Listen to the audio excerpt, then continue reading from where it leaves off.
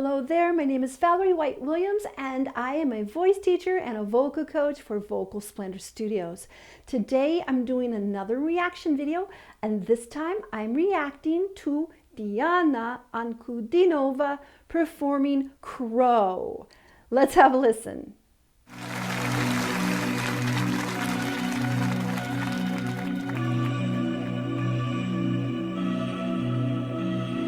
Тикают так, как вулканы поют, реки стоят, воду больше не пьют. Ты как они, я же как ворона. Oh my goodness, her voice is one of her kind. Her tone is so rich. It's almost like she has history in her voice. There's so much depth in the tone and just like the history of time. She represents this goddess figure almost, a shaman from pre-Christian Russia is what I get from her. Yeah, and I just love her voice and I can't wait to see more. And this is really cool because the sets from this TV show is stunning. It's very poetic and evocative. Стекла не бью, потому что их нет. Сказка о том, где был солнечный свет. Я же пою, где поет ворона.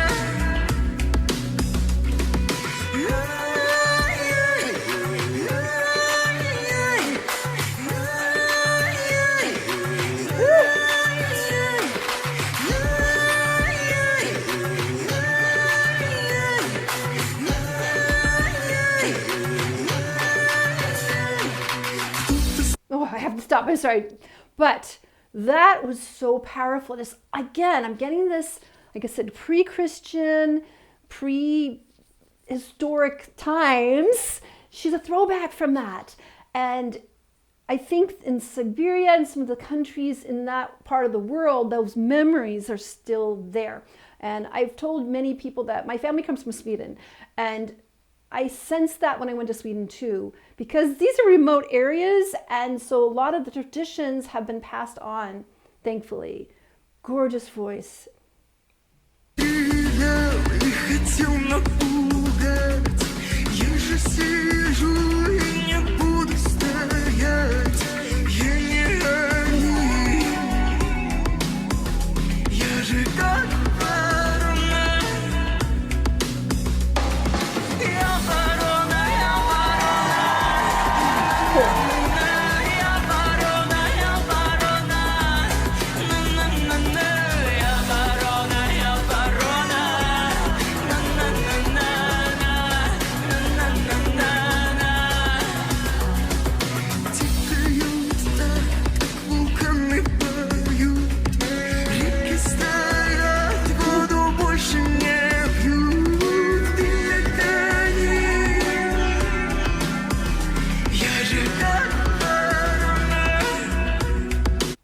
Goodness, this is so fun. I love the dancing in the backdrop. It's just so magical. And what strikes me is it almost reminds me of going to tribal events with Native Americans because, you know, I live in Washington State and there are tribes, the Yakama Indian Nation. You can actually, they come to our rodeos. And what's so interesting is that I think these indigenous cultures, you know, which are remnants, they seem to be similar because they understand being part of the earth. We are part of the earth. We're not of the earth.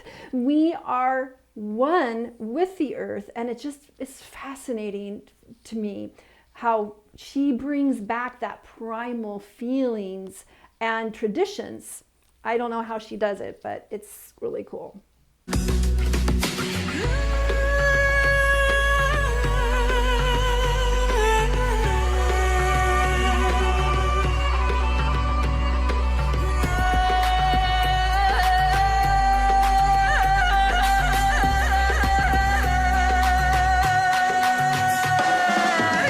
Okay, whoosh. So that seemed like it's a little bit of a yodel. I don't know how to do it, but there was some sort of vocal thing. There's some sort of vocal technique, almost like a yodel, but I don't really understand it. And if you guys know, let me know, because again, I'm not Russian, although I'm studying Russian and I'm not very good yet, but I'm just fascinated by that technique that she used right there.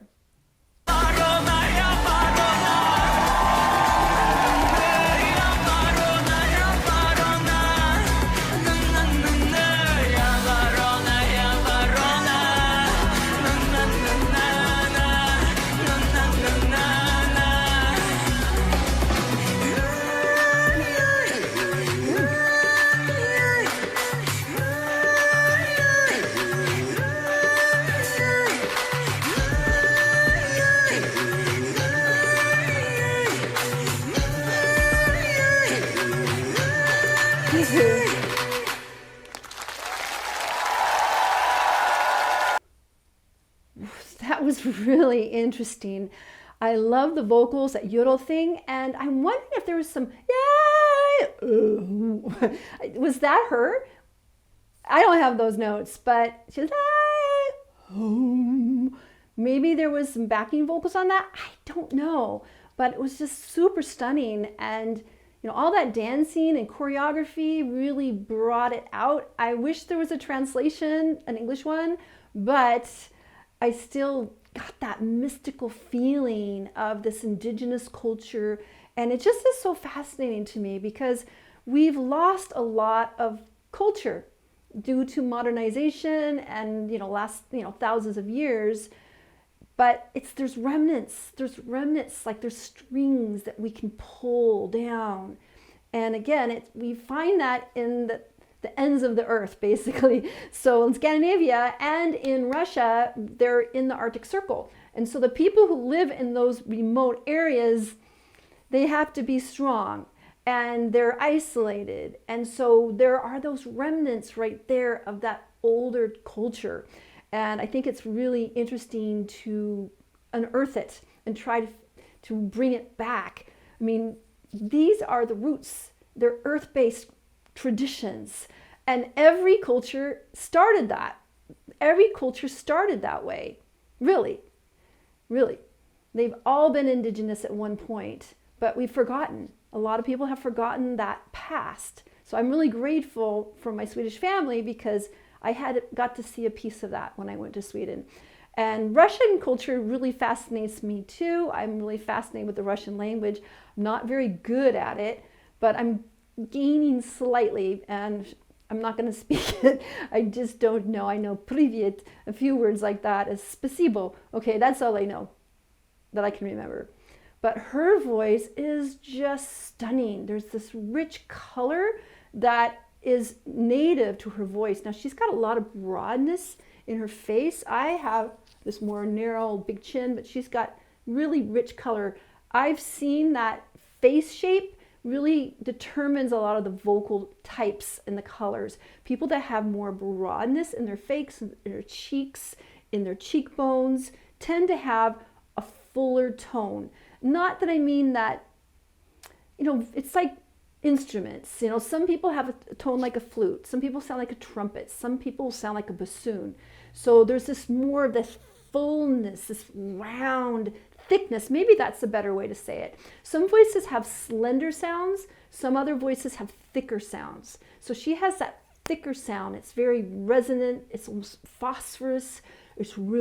And it's natural for her. I could kind of make it if I try to do like this, but it's not really my voice. I have more of a slender voice, and she just has that natural resonance. Now, the other thing about her is that her presence is so strong.